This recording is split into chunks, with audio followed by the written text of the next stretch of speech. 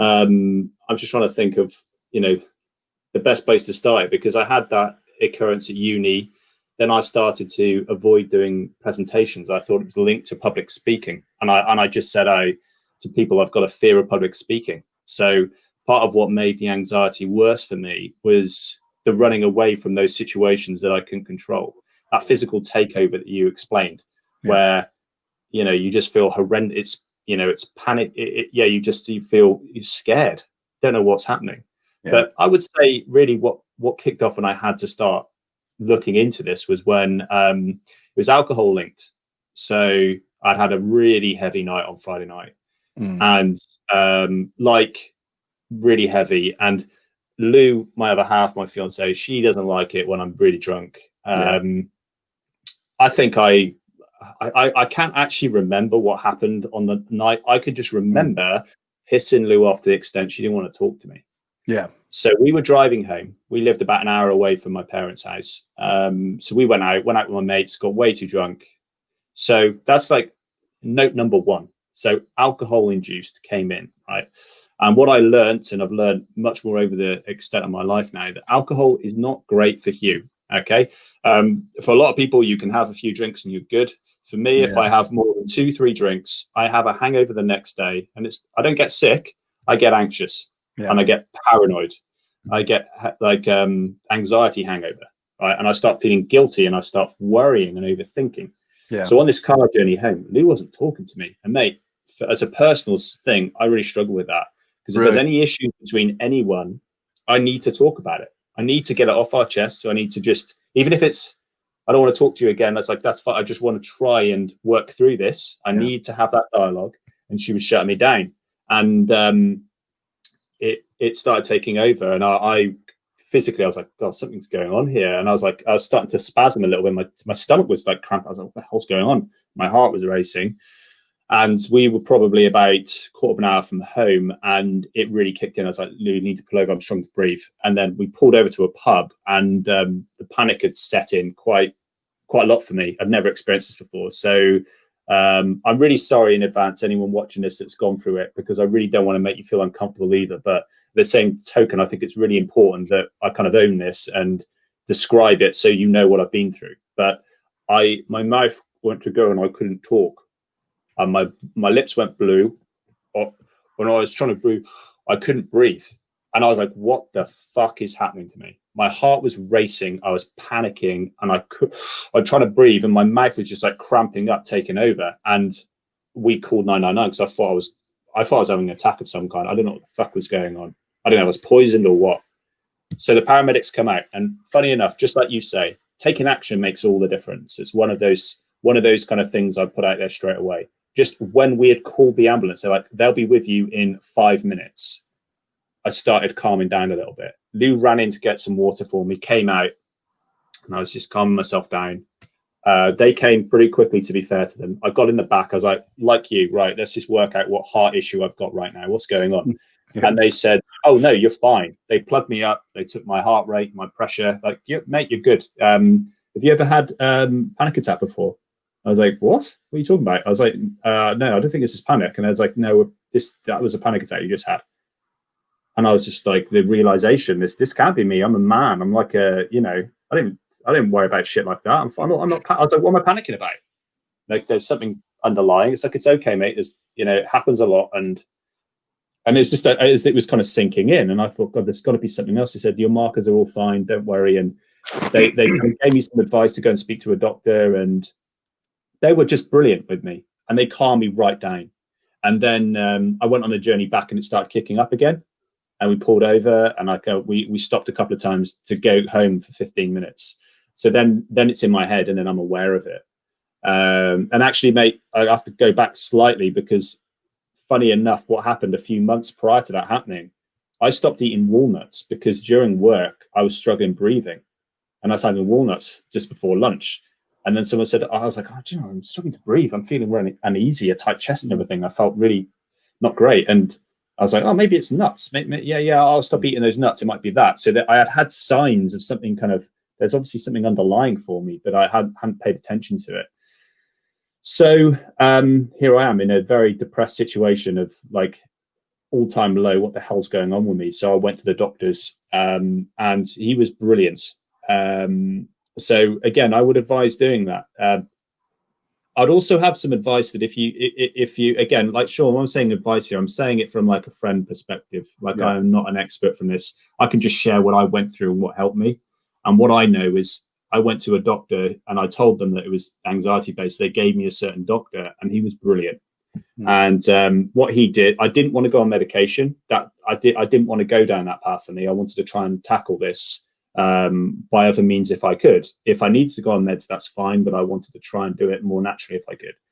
And he said, that's fine. What I'm going to give you, though, is some beta blockers. And again, I'm not sure if this is the right practice or whatever, but I was trying to get in the fire brigade at the time. And he kind of gave it to me under the counter. He kind of said, this won't show on your profile. So you won't show as having an anxiety disorder. If you feel like you can't deal with this, then take them. You've just got them there. They're there just as a side. And just having them made a difference. He said, it's not going to make a massive, it'll just take the edge off you. It'll just calm you down. And he said, I'm on beta blockers right now. So he said, don't worry about it. You'll take it. They won't, the side effects are minimal. And he actually took out the pack and he said, I'm not letting you read the side effects.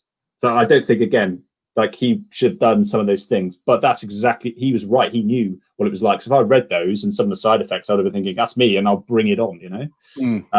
So that doctor really helped. And then it was just the pathway of learning more about it and changing a lot of my habits. So I went into, I then went into cognitive behavioral therapy. I did that. I saw 3 different therapists. I went on a course on dealing with panic.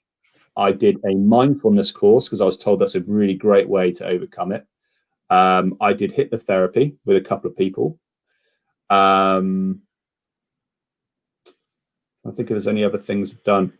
I think those are kind of the main ones to start with. And I kind of basically, through practicing some of those things, working on certain issues and learning more about myself, I was able to identify when it was coming up, and I now deal with it 100 times better than what I used to. And I think before I go into all the things that have helped me, what of those things worked for me and what didn't, you know, I'll come on to that. I want to pass back to you first, but anxiety was something that I was trying to avoid. So whenever I felt anxious after that point, I got it in meetings. Then all of a sudden I'd go in a large meeting of people and I'd get really anxious. It's like, shit, I want to get by the door.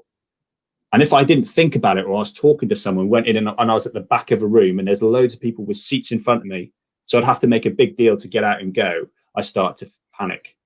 And then I couldn't focus on the meeting or anything. And I was like shutting down, just trying, like, you know, white knuckling the meeting just to try and get through it.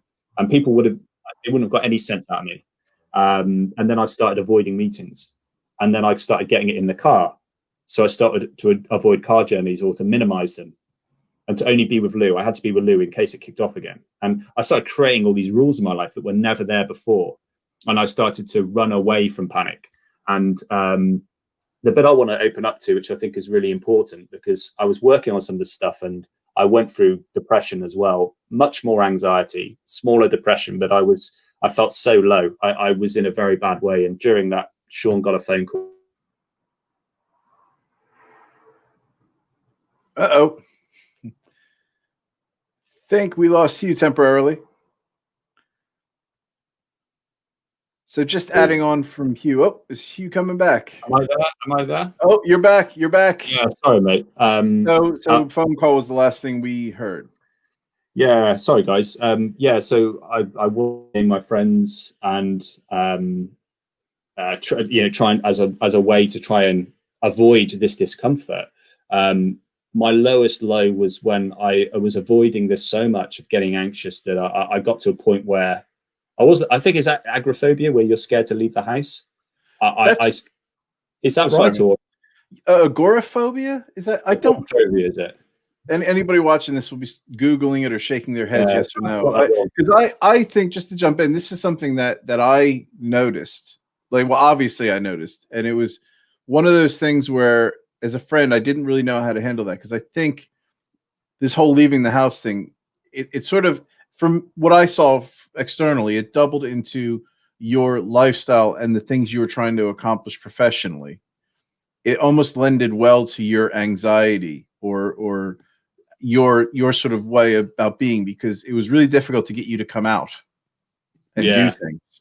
And it was very easy at that time. And correct me if I'm wrong, and I'm not saying this is the case, but I always thought that as a friend, I found it difficult because it's not my place to tell you how to act and react. Not at all.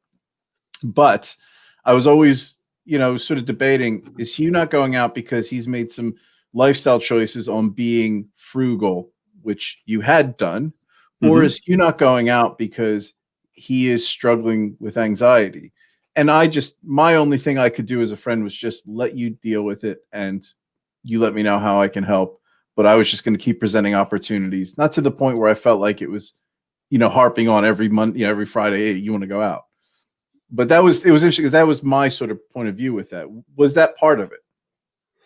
I mean, it was all about just not getting myself in a situation where I'd feel it. I was avoiding those situations. So it had very little to do with frugality, although I was trying to save money and invest in everything. But it was all to do with just avoiding the uncomfortable. And uncomfortable is probably an understatement. The hellish feel of going through that anxiety disorder.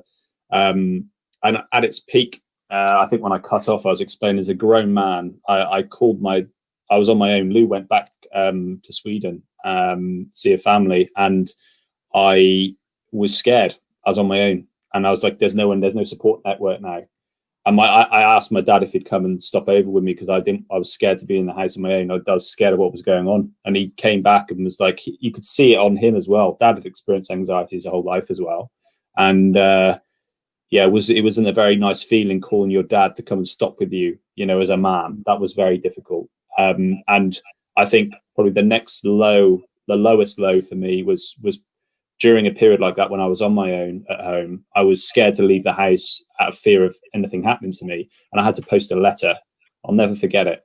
I was scared to post a letter that was about 50 meters away from me. The post box was 50 meters away from my house, and I was scared to go out 50 meters to post it. And I got a bottle of water and I took it with me. I built up to it, and I was like, I'm going to do it. I'm going to do this. And I went out and did it. I walked over and posted a letter. And as I did it, the moment I posted it and started walking back, I started feeling, I was like, what the fuck is going on with me? This is not right. I was like, I've got to sort this shit out. I was like, I came in the house. I was like, I'm not living like this. This is like that. For me, that was my threshold. And I realized I've got to just start standing up to this thing because I can't fucking live like that. That's not a life for anyone. So I really went, some of the stuff I talked about a moment ago of how I tried to overcome it, probably came on stronger after that moment. That was a real low for me.